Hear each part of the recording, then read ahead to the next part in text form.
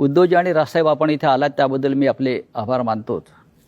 बऱ्याच कालखंडानंतर म्हणजे म्हटलं तर 20 वर्षानंतर जे आपण वारंवार म्हणतोय आपण एकत्र येऊन आपण मुंबईवर आणि महाराष्ट्रावर चर्चा करतो आहोत. महाराष्ट्र या क्षणाची वाट पाहत होता आणि महाराष्ट्राच्या मनातला हा कॉमन प्रश्न आहे आणि तो दोघांनी त्याचं उत्तर दिलं पाहिजे. थोडक्यात की महाराष्ट्राला 20 वर्ष वाट का पाहावी लागली? मला असं वाटतं काही गोष्टी का घडतात, कशा घडल्या, काय झालं, मला असं वाटतं या गोष्टी आता सोडून दिल्या पाहिजेत. आणि मी त्या दिवशी महेश मांजरेकरांच्या मुलाखतीमध्ये मी सांगितलं होतं की कुठच्याही भांडणापेक्षा आणि वादापेक्षा महाराष्ट्र मोठा आहे.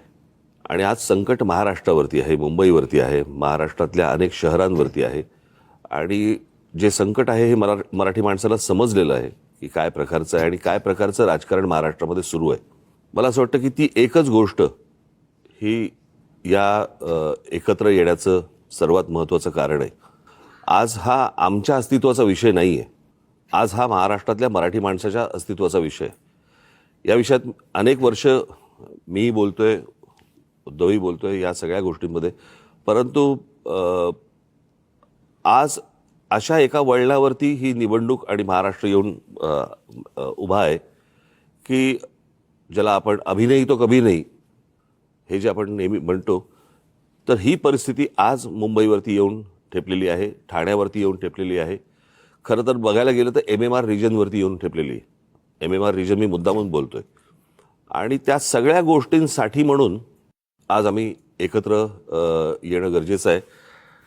कारण आज नाही बरोबर आलो आणि आज या गोष्टींचा सामना नाही केला तर मला असं वाटतं महाराष्ट्र आम्हाला माफ नाही करणार.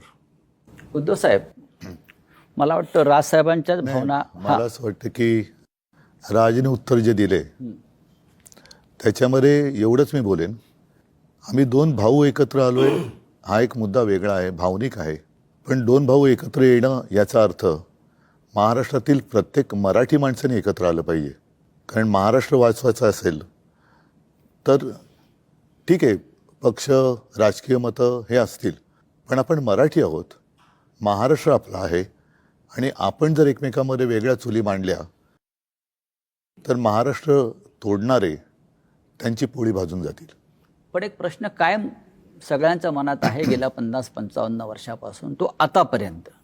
महाराष्ट्र वाचवण्यासाठी किंवा मुंबईसह महाराष्ट्राचं रक्षण करण्यासाठी शिवसेना प्रमुखांनी शिवसेनेची स्थापना केली आणि इतक्या वर्षानंतर सुद्धा म्हणजे संयुक्त महाराष्ट्राच्या लढ्याची उदाहरणं आपण नेहमी देतो, विशेषतः ठाकरे कुटुंब देत आलेलं आहे. मग राज्य असतील किंवा आपणही असाल की आतापर्यंत आपल्या प्रत्येक भाषणात हा विषय आला की संयुक्त महाराष्ट्र. तुम्हाला आत्ता या क्षणी संयुक्त महाराष्ट्राच्या वेळची परिस्थिती जाणवते का? की त्यावेळेला जसा मराठी माणूस मुंबईसह महाराष्ट्र राहण्यासाठी एकवटला होता, तेच वातावरण तुम्हाला आता दिसतंय का? अर्थातच दिसतंय. याचं कारण तुम्ही एक गोष्ट बघितली पाहिजे याच्यातनं की माननीय बाळासाहेबांनी या विषयावरती तर म्हणजे आपण ज्याला म्हणू आपण संयुक्त महाराष्ट्र समिती फुटली आणि त्याच्यानंतर 6-1 वर्षातच शिवसेनेची स्थापना झाली. परंतु जेवढे लोंढे किंवा जेवढे लोक आज महाराष्ट्रामध्ये येत आहेत, म्हणजे जर समजा तुम्ही आत्ता जर समजा तुम्ही बघितलं तर जवळपास रोज उत्तरेतनं 56 ट्रेन्स ह्या महाराष्ट्रामध्ये येतात रोज आणि भरून येत आहेत आणि रिकामे जात आहेत. आज जर समजा तुम्ही ठाणे जिल्हा, एक जिल्हा जर समजा पाहिलात, बरोबर आहे, ठाणे जिल्हा हा मला असं वाटतं जगामधला एकमेव जिल्हा आहे की जिकडे ठाणे, नवी मुंबई, कल्याण डोंबिवली, भिवंडी, वसई, मी आता पालघर वेगळा पकडत नाही आहे, तो आपण एकच होता तो आत्ता वेगळा झाला, परंतु पालघरमध्ये वसई, त्याच्यानंतर मीरा भाईंदर, त्याच्यानंतर म्हणजे वसई विरार आली, त्याच्यानंतर तुमची नवी मुंबई, अशा जवळपास 8-9 महानगरपालिका आहेत. आपण नीट जर समजा पाहिलं तर ह्याची सुरुवात, सगळ्या गोष्टींची सुरुवात होते ग्रामपंचायत, नगरपंचायत, जिल्हा परिषदा वगैरे, नगरपालिका, महानगरपालिका. आणि ह्या सगळ्या ज्या होतात महानगरपालिका, ह्या लोकसंख्येनुसार ह्या गोष्टी वाढत जातात. जर एखाद्या जिल्ह्यामध्ये जर समजा 8-9 महानगरपालिका जर समजा असतील, आज मुंबईमध्ये किती आहेत? 1. पुण्यामध्ये किती आहेत? 2. बाकीच्या सगळ्या जिल्ह्यांमध्ये काढून बघा 1-1.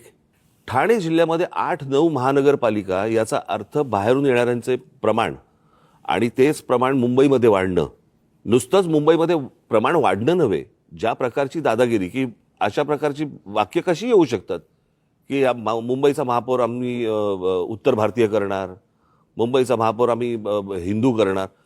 हे कधीपासून सुरू झालं? मी गेले अनेक वर्ष ही गोष्ट सांगतोय की माणसं नुसती येत नाही आहेत, हे फक्त रोजीरोटीसाठी येत नाही आहेत, हे आपापले मतदारसंघ बनवत आहेत. आणि तेच चित्र आता दिसतंय. आणि जी जुनी जखम जी आहे ना, जुन्या ज्या गोष्टी आहेत ना, की मुंबई महाराष्ट्रापासून स्वतंत्र करणं, वेगळी करणं, हे जे जुनं स्वप्न आहे ते कसं पूर्ण करता येईल याच्यासाठीची ही सगळी खटाटोप या लोकांचा चालू आहे.